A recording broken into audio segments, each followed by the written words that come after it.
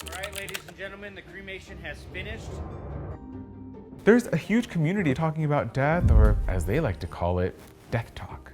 Even I talk about it on my own platform where I documented my abuela's journey with dementia and her last days. Members of this movement call themselves death positive or death curious. And their goal is to help people accept and understand the inevitable. Death is coming for us all, babes. I wanted to learn more about this movement, so I talked with three figures in the death positive community: a famous TikToker, a leader from the Order of the Good Death, and the hosts of a death cafe. I'm Curly Velasquez, and this is Dead and Buried.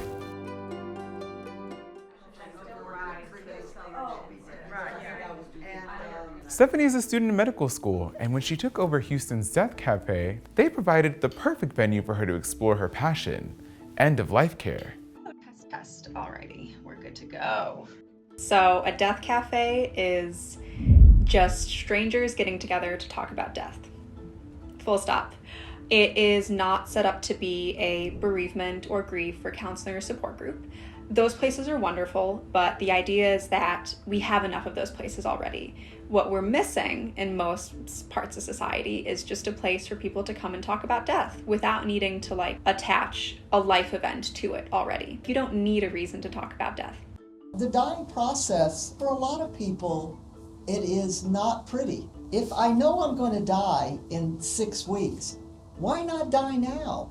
Why go through something that's inevitable? They're terminally ill. The majority of people do not want an intervention of medical aid in dying. What I say is, why shouldn't they have the right to make that choice? Exactly. I agree.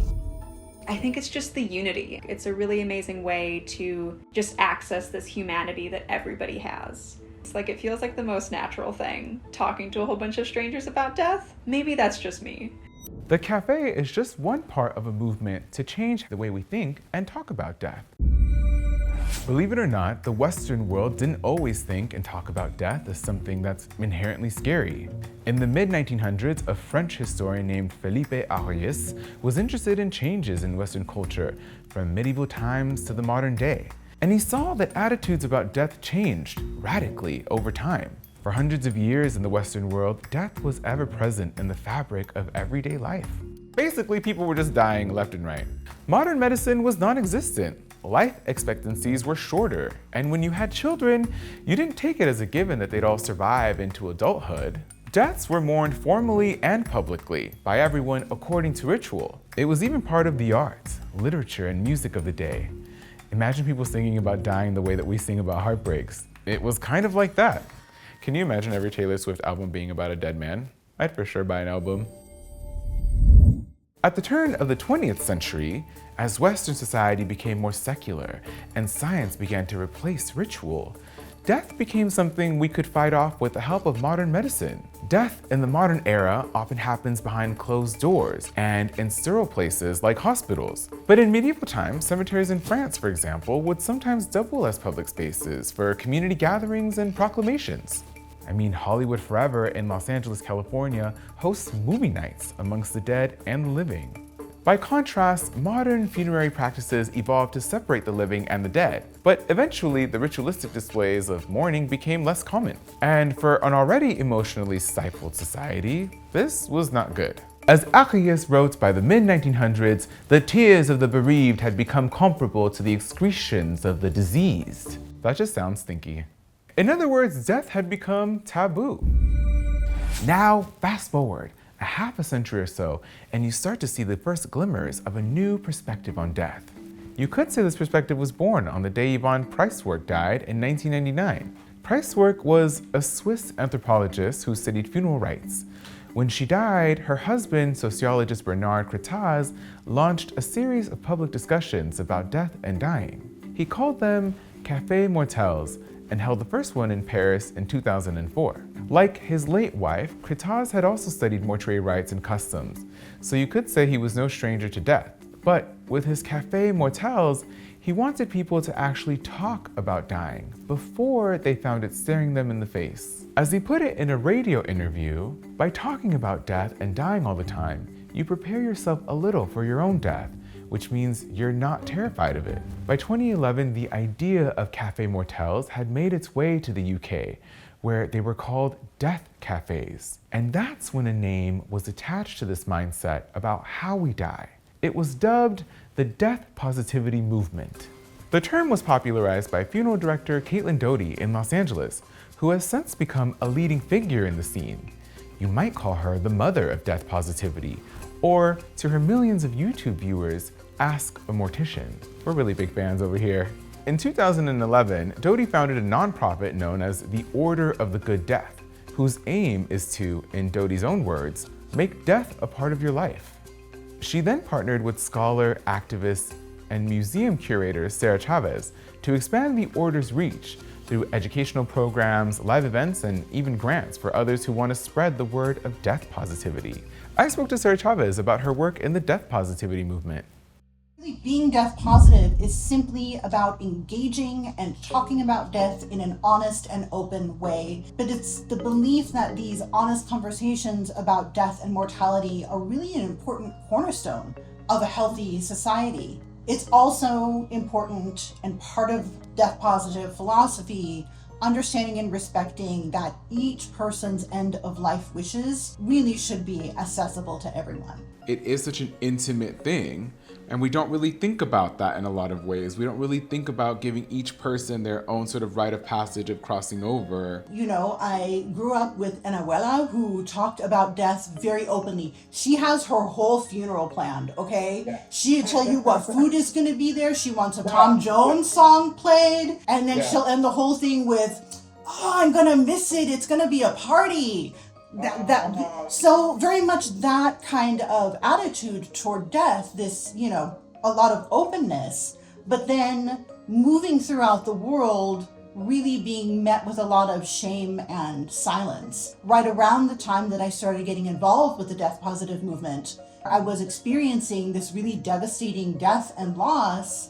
People didn't know how to talk to me. Society and even medical providers that in no way supported that loss or my grief. So what I did instead is I really looked to my family who was from Mexico and to my ancestors and asked this question: prior to colonization, how did they deal with that loss but still honor life? And what I found was death was really an integral part of life. The dead were connected to these ideas and locations that were associated with things that were life-giving, like water and the land and food, and therefore their acknowledgement and care was directly tied to the health and well-being of both the family and the community as a whole. Also with grief, really holding in your emotions and not having this healthy outlet for your feelings was considered not just bad for the individual, but for the community as a whole. And that if people look to their own ancestral practices, I think that they too will discover death care and rituals that are meaningful and that can support them as well. In the past couple of years, death positivity has expanded into other places of our culture, including one of the biggest publishing platforms of them all, TikTok. Don't worry, this won't involve any choreography. In recent years, a community has taken shape that brings together thousands of viewers and creators who are all interested in changing how we think about death. Some are funerary workers who strive to demystify America's funeral industry. Others are hospice workers who share their experiences and observations as they help others experience a peaceful death. There are also death coaches, death doulas, grief counselors, and even specialists in dead pets.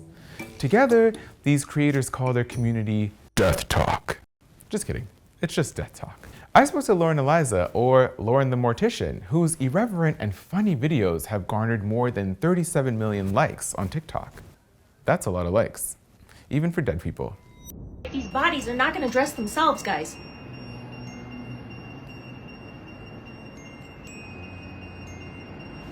Not again? Mrs. Norris! Why do you find that so many people resonate with death content? I really think that death has become such a taboo topic. We don't talk about it enough. And the thought that one day our life is just going to abruptly end, we're not immortal. And to have somebody online and really reminding you of that, I think is really important, because as important as death is to talk about, I feel like it really helps people remember to live, because we don't have infinite amount of years, and it's so important to live.